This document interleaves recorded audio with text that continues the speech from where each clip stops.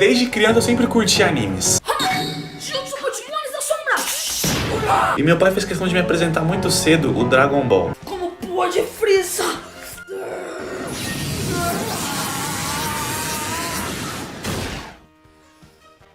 Eu li o mangá inteiro, desde o clássico até o Z, porque o meu pai tem a coleção inteira, né, o original, das bancas dos anos 90, eu acho que é dos anos 90, não sei. E a história me prendeu de um jeito fascinante. Aí depois eu passei por Naruto, Sword Art Online, Death Note, e entre outros. Mas entre esses animes que eu assisti, eu nunca tive muita curiosidade de adentrar no mundo de One Piece.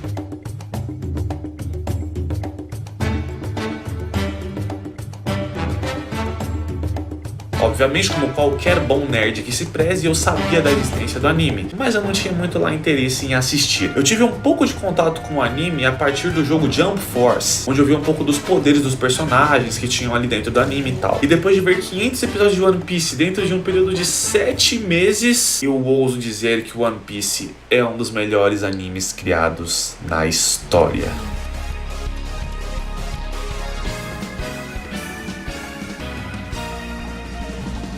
Se eu fosse fazer tipo um ranking de animes hoje em dia, estaria tipo Dragon Ball em primeiro, Haikyuu em segundo, One Punch Man em terceiro e Demon Slayer lá em quarto, né? Tem alguns outros também pra colocar na lista, mas não tô com paciência não. Mais de uns tempos pra cá, One Piece hoje em dia já seria colocado no segundo lugar dessa lista, fazendo o Demon Slayer descer lá pra quinto, coitado, ó lá. Mas o que, mano? Foi uma das obras mais emocionantes e geniais que eu já vi na minha vida. Então hoje eu vou falar alguns pontos que me agradaram e que não me agradaram em One Piece. One Piece. Tem que falar Piece. One Piece, mano. Temas polêmicos. No arco atual que eu tô, que é o da Ilha dos Homens Peixes, eu tô tipo alguns poucos episódios depois do time skip. É legal porque claramente o One Piece não tem medo de abordar tópicos extremamente sensíveis. É legal porque isso passa uma emoção e ao mesmo tempo um ar de seriedade. E algumas vezes eles conseguem misturar tudo isso com humor de uma forma bem louvável na real. E quando eu digo tópicos sensíveis, eu tô me referindo a racismo, por exemplo. O anime traz essa pauta no arco dos Homens Peixes, com a questão dos supremacistas, os humanos vendo os Homens Peixes como uma raça do mal e tal.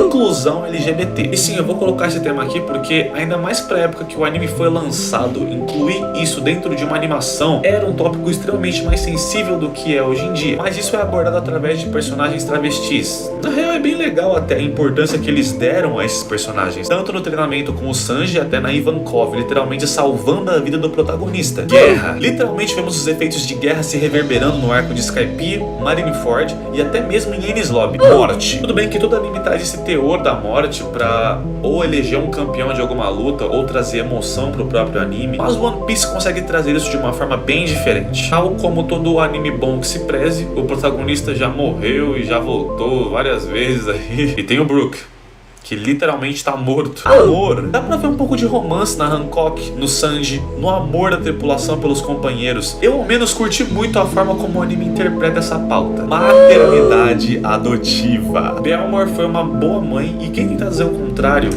é um desalmado que vai arder no fogo do quinto dos infernos. Traumas causados pela guerra. Eu nunca esqueço daquela menininha lá que foi levada pra ilha natal dela pelos Homens Peixes revolucionários. Ela simplesmente segurava o choro por puro medo de morrer, cara. A cena que o Arlong aparece dando um murro na cara dela é chocante demais, meu. Doping. Eu tô usando uma palavra mais bonita pra evitar falar aquela que é anagrama de Ograzd. O poder da Ivankov literalmente é injetar esteroides nos outros. O Chopper tem as Rumble Balls. Os Homens Peixes também tinham aquelas pílulas lá esquisitas pra caramba. O jeito que o One Piece aborda temas sensíveis, pelo menos ao meu ver, é muito único, mano. E ele consegue fazer isso sem deixar o clima tão pesado assim. Ele não força, ele não romantiza nada. O anime, ele nem tenta sequer citar o que é certo e errado. Embora ele coloca sim alguns problemas do mundo real dentro do universo dos piratas ali, e isso simplesmente sensacional. 2. Dublagem vulgar. One Piece é um dos poucos animes que eu percebi que utilizam palavrão na dublagem. Sinceramente, isso não me incomoda nem um pouquinho. Na verdade, pra mim, adiciona até uma emoção pra trama. Mas, considerando que tem um monte de criança que assiste ao anime, eu não vou citar isso como um ponto positivo. A história toda de One Piece tem complexidade e personalidade o bastante pra falar que não é um anime pra crianças. Mas ainda assim, se tratando de um anime, muito provavelmente o público mais atingido acaba sendo o infantil. Então, fiquem espertos, a dublagem contém alguns palavrões. E isso não tira nada do quão boa a obra é. Só que imagina uma mãe passando do nada, escutando uns palavrões, vendo o Brook pedindo pra ver a calcinha das minas toda hora. E também tem a Nami, né, do pós-time skip, que eu não preciso falar muita coisa, só você ver. 3. Lore interessante. Algo que não dá pra negar é que o One Piece contém uma lore extremamente interessante e envolvente. E com lore eu tô falando dos poderes, dos personagens e com a progressão como um todo do anime. Tudo vai ficando mais complexo. Eu lembro de quando foi inserido na história os log poses, que foi quando a tripulação entrou na Grand Line, e dá pra ver claramente a tripulação crescendo junto com o capitão. Na real é algo tão interessante que você fica curioso de verdade pra saber como cada Akuma no Mi funciona e quais são as disponíveis no mundo dos piratas. Também tem os estilos novos de luta que são apresentados toda hora, tipo o Karate dos Homens Peixes, o New Kamakenpo, o Santoryu. Isso porque o anime só foi introduzir o hack lá pra depois também. Quer dizer, ele foi falar melhor sobre o hack depois, né? Isso porque um dos primeiros episódios, que foi quando o Ruivo salvou o Luffy, já foi ali apresentado um pouquinho do hack, mas a gente não tinha ideia do que era. Mas isso chama muita atenção. Você realmente se prende à história de One Piece, os lugares que os chapéus de palha pisam e o apreço que você pega pelos personagens. 4. Progressão lenta. E senta porque a gente vai desenvolver isso sim.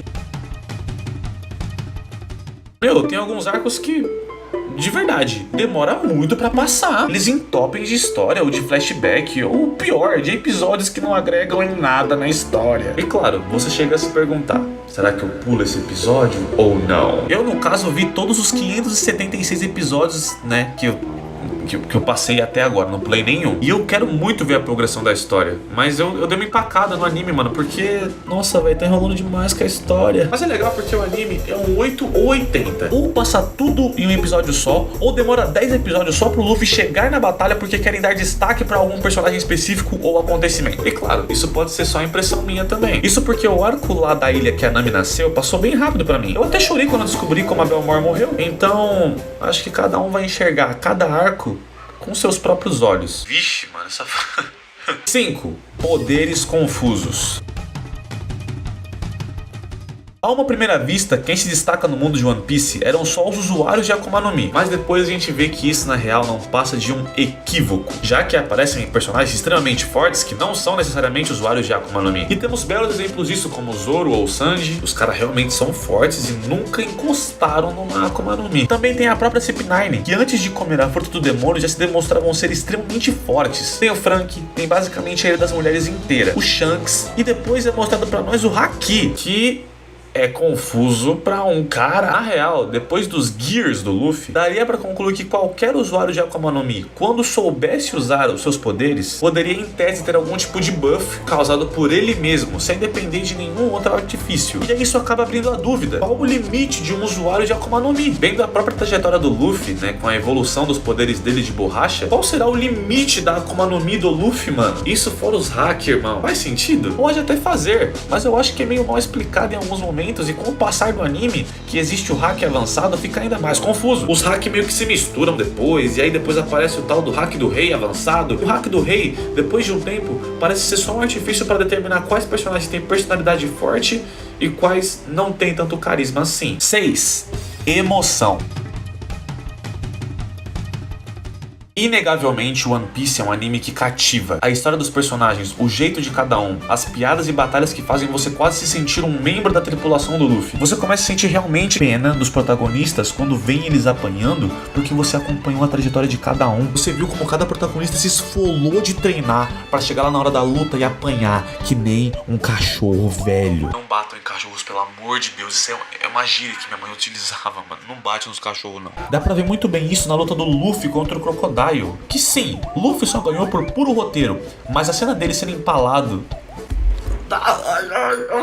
Mano, é forte, é uma cena forte, é muito forte aquela cena. E olha que Alabasta é um dos primeiros arcos de One Piece. Não dá nem tanto tempo direito pra você se conectar com todos os personagens. Enfim, essa daqui é a minha visão e opinião sobre o anime até agora. Espero que vocês tenham gostado. Esse vídeo aqui performar bem, eu pretendo trazer mais esse estilo aqui, então deixa o like aí, hein?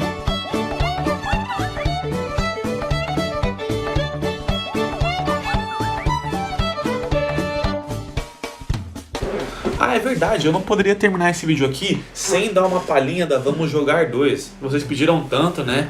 Então, lá vai.